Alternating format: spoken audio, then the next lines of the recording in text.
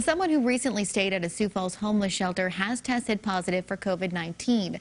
The guests stayed at the Bishop Dudley Hospitality House several days last week. They were taken to a hospital Monday evening after acting lethargic and confused.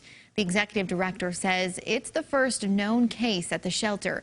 We sat down with her this morning for an interview before she knew about the positive COVID-19 case. In tonight's Eye on KELOLAND, Kelly Volk shows you some of the safety measures that have been in place to protect guests and staff. This is where Nicole Pratt rests her head at night for now. She's been at the shelter for about 3 weeks. So where would you be right now if you didn't have the Bishop Dudley Hospitality House? I would definitely probably be on the streets. Those are the kinds of stories that drive people like Executive Director Madeline Shields to keep doing this kind of work. A pandemic doesn't change that passion. We are serving the needs of the most vulnerable people in our community. They have nowhere else to go. The shelter continues to take extra steps to keep guests and staff healthy, including renting 4 hand washing machines. When they come in, they are washing their hands. Every time they walk through the lobby, we ask them to wash their hands again. Guests are also asked to stay in the building, which is what Stefan Reinfert is doing. They've advised everybody to just stay inside until all this passes over, just to keep the sickness down.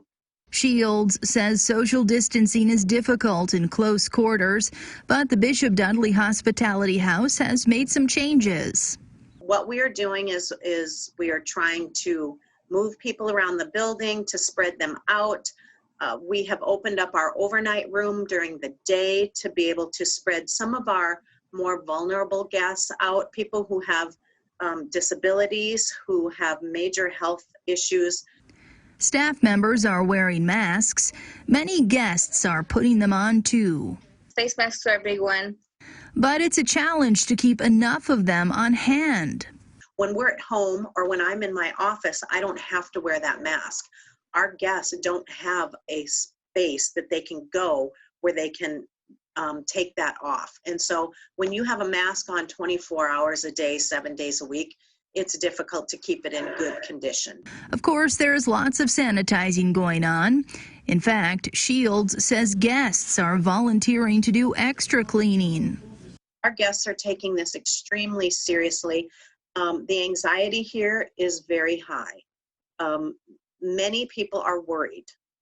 They're worried, and which we understand, and we're doing the best we can to calm the nerves and to calm the hearts of people who are staying here, as well as our staff.